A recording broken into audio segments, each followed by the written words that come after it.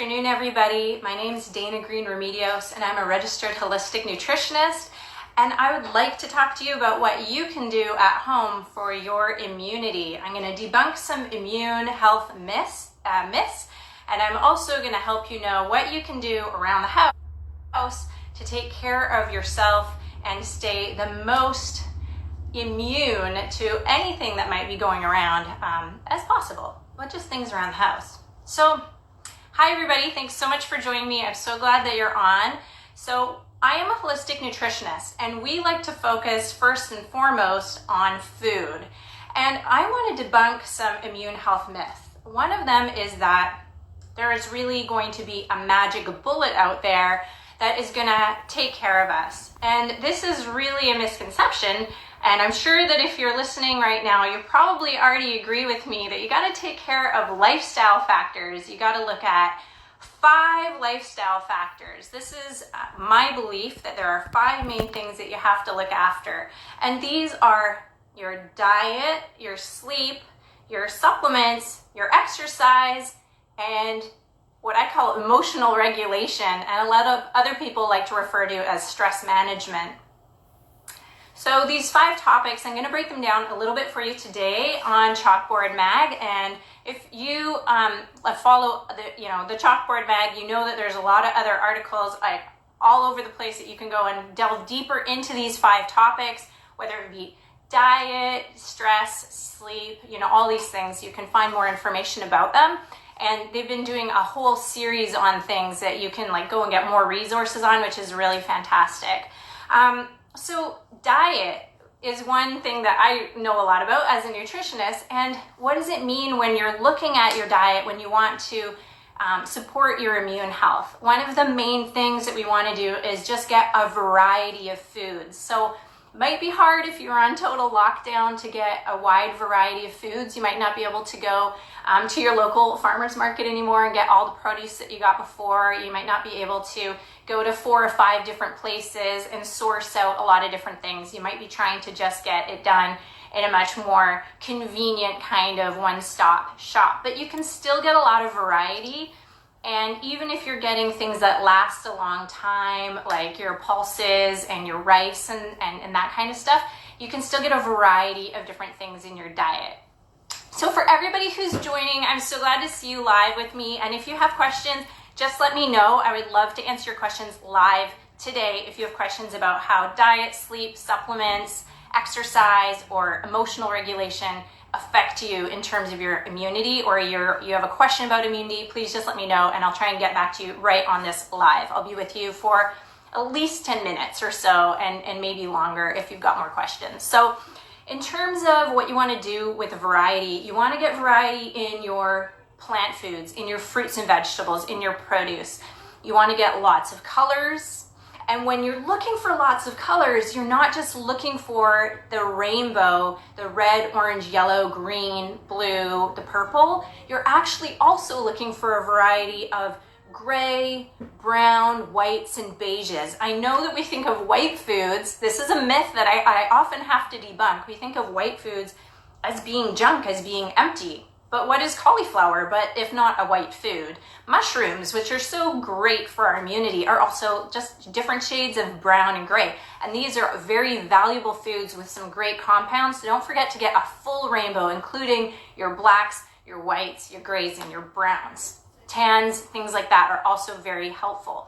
All of these different colors represent different phytonutrients and phytochemicals. The purples have your anthocyanins, like elderberry. I'm wearing kind of a mauve color today. This color, it represents, when you get it in food, some really great phytochemicals like anthocyanins that you can also find in places like blueberry that protect the eyes, that also protect the capillaries. And these antioxidants help you at the cellular level to defend against damage from free radicals. And that overall makes you healthier and better able to defend against anything that might come your way. So what are some other things that we want to look for in our diet? I mentioned variety and I mentioned colorful produce. I really like making sure we get enough essential fatty acids, EFAs. So you want to get omega-3s, you want to get the essential omega-3s and 6s, LA and ALA, ALA is a kind of omega-3 that you might find in nuts and seeds, and these are really important for an integrous cell membrane. So the membrane around your cell is going to help regulate what comes in and what goes out. So how easily toxins get out and how easily nutrients get in. That sounds pretty important, right? So you really want to make sure that your cell membranes are taken care of. And one thing that you can do that helps with that is getting enough essential fatty acids. So nuts and seeds like flax and chia, you can get it from hemp or sacha inchi seeds as well. You can take, eat fish, deep sea oily fish as well. These are great sources of these things that are really anti-inflammatory. And reducing inflammation overall is a really important aspect to our immunity. Here's another myth I'm going to debunk, that we can boost our immune system and it's just going to get more and more and more active. This is kind of a misconception. Some of our favorite foods, herbs, and things that we can do, interventions that we can do to help our immune system are not so much boosting the immune system. They're more modulators of the immune system. And so if we have several of these modulators, they all help to make a more even response. And that's really important with immune health. We don't just want more immune health. We can go too far in that direction and get dysregulated immunity, autoimmunity, things like Hashimoto's and lupus and types of arthritis like rheumatoid arthritis. We don't want that. And we don't want allergies, which is also an overactive immune system where we're misinterpreting things as being not good for us. So what do want? We want a robust immune response when things are unhelpful, and we want to respond to them like types of viruses or bacteria, and we want to know how to respond to those threats. And so how does food help us with that? Food, when we have enough variety and we have enough produce and fiber and things like that, it feeds our microbiome. And we know that we want a healthy and robust microbiome.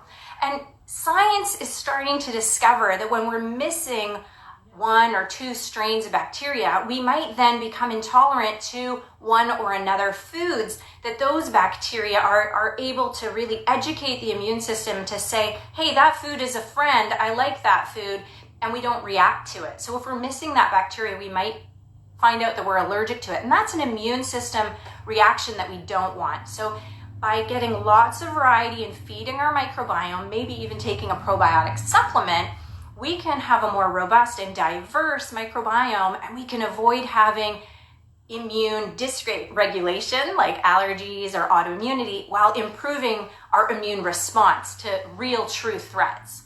So some of the things that can support us in this respect include carotenoids, vitamin D, zinc, B vitamins. We want all of these things.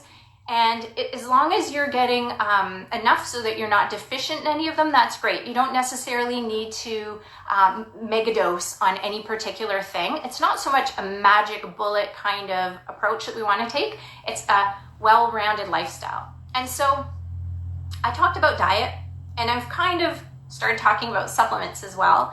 But the other pieces out of these 5 immune puzzle pieces are the sleep, the exercise, and the emotional regulation. These are all lifestyle factors that we have a lot of control over. We can do a lot in terms of improving our sleep. We can try and keep a regular sleep schedule. We can try and make sure that we block out all those blue light devices and Wi-Fi devices before going to sleep. I know that you've all heard this by now. And it's true that this can make a big difference in the way that we sleep, because it actually affects us at the level of our mitochondria, the way they're able to generate energy for us.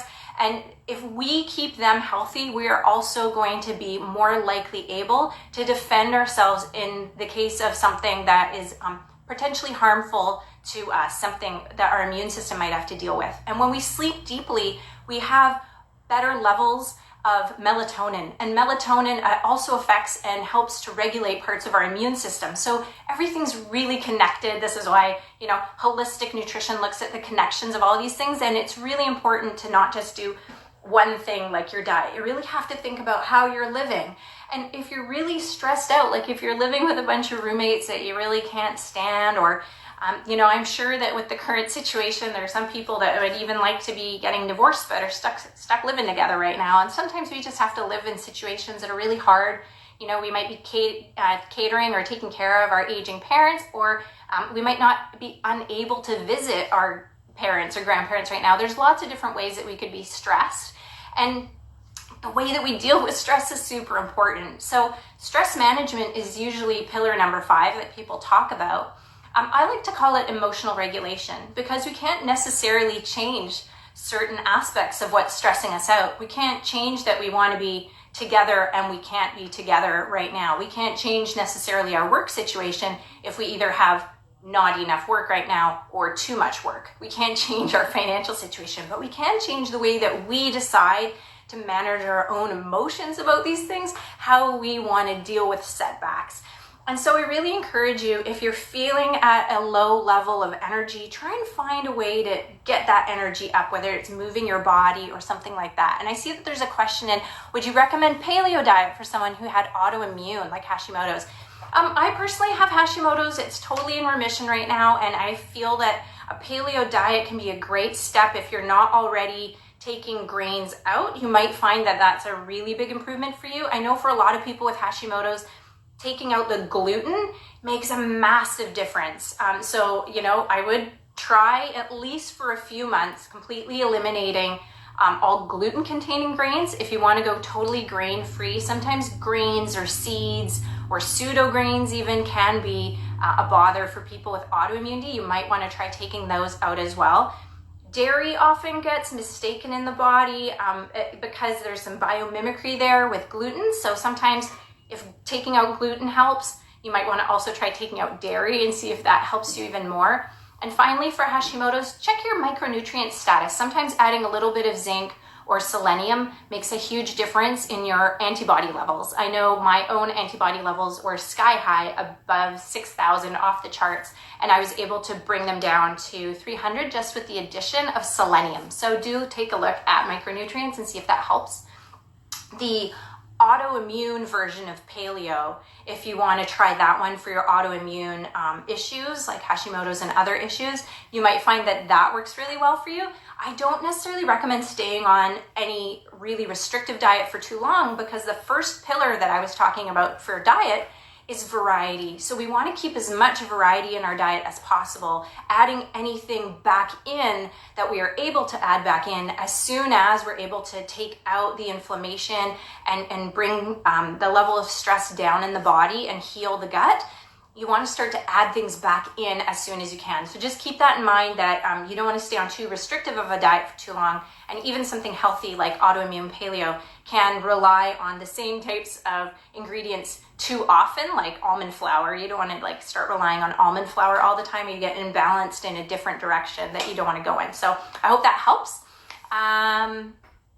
2 years gluten-free? Well, yeah, you want to maybe do an elimination diet and then start adding things back in and see if that helps you. And do try those micronutrient approaches. Sometimes that can make a huge difference. If you want to, leave any contact information, I can get back to you later and we can talk about it at a much greater length if that's something that you want to do, and I can give you more pointers and stuff like that for sure. I do want to talk about stress management in terms of immunity and autoimmunity. So one thing that people run into if they have autoimmune conditions is that they get better, and then they get a setback. And oftentimes these setbacks are because they start pushing themselves too hard. It's either in the area of exercise or in the area of overworking. Oh, you're welcome. My pleasure. I'm happy to help, Shauna. So yeah, if you tend to overwork or you tend to jump back into too heavy duty of an exercise program, if that's you, hello, totally type AAA personality over here, that's me, then you might get yourself into trouble, because what will happen is that inflammation will start to flare. And inflammation is our friend, and it is a tool of the immune system to help us. It does give us, a lot of benefits, but we can go too far in one direction. So if you want, definitely look at the potential of finding a program of exercise or timetable for your work that is a little bit more moderate and a little bit more kind and flexible, so that you're not beating yourself up and going too far in one direction, that you're actually doing just enough exercise to not trigger any additional inflammation. You might find that is helpful for you. Now, in terms of emotional regulation, it's really not so much the stress in our lives, but how we respond to that, or the way we think about it, that really is going to affect us in the cellular level and at the level of our health. What we visualize and what we intend is really going to affect us in ways that science is really only beginning to unravel and discover. So I think that learning how to get yourself into a happy place is definitely part of your immune